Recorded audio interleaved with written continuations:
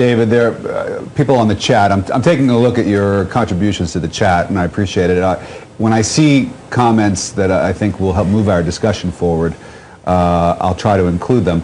But a lot of people are saying that if we don't repeal the health care law, that the country is in big, big trouble. What do you think? You work at it. What? You're not a doctor. What are you doing at NYU? No, I'm a neuroscientist. You're a neuroscientist? Yeah, I do neuroscience research. Wow. So PhD? Yeah. Excellent. Yeah. Didn't know that. What, you couldn't get into PR for a living? So I mean, is it as bad as a lot of people think? I think it is as bad as a lot of people think.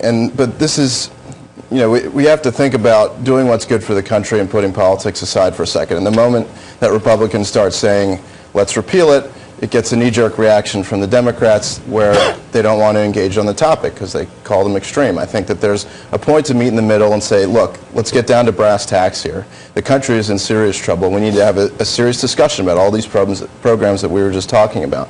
So this very polarized place in American history is coming at an inopportune time, because it's a time when we most need people, the very intelligent people on both sides of the aisle, to come to an agreement on what's on a course forward. It's not even that it's just an inopportune time.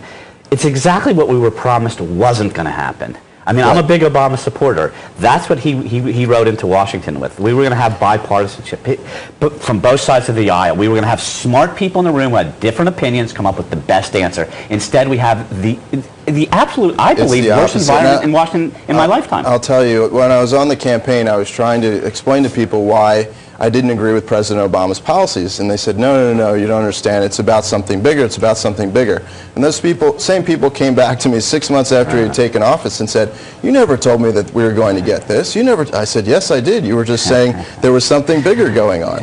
And yet, if you take a look at the president's personal approval ratings, they're going up.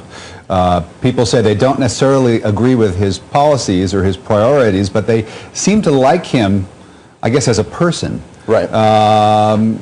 And that's got to be, I mean, for him anyway, that's got to be good news as he looks to relaunch, you know, a re-election campaign. You know, I wonder what will be more important to people, whether they like somebody as a person or whether they like what he stands for and what policies he puts out there. Yeah, it's a good point, because I think there was a transition late last year when he went back to campaigning, when David Axelrod went from being in the West Wing back to Chicago to start playing the re-election campaign, where he went back to candidate Obama to a certain extent. And I think that the strategy they're going to take going forward is to really try to get any Republican challenger mired in the details of all this legislation that they've put in. Because the moment that they start talking about details, it allows Obama to talk about the experience that he has, and it allows him to stay above the fray to a certain extent. David and Eric, stand by for a minute, if you would. We're going to take a quick break. When we come back, we're going to talk about the role of social media. Of course, we all saw the role that Twitter played and Facebook played in the uprising in Egypt. What is the future of social media? We'll talk with an entrepreneur, a man who's got a business where he wants to help people who may live in some of these oppressed countries, help them even if their government turns off the internet. We'll talk about that when we come right back. Don't go away.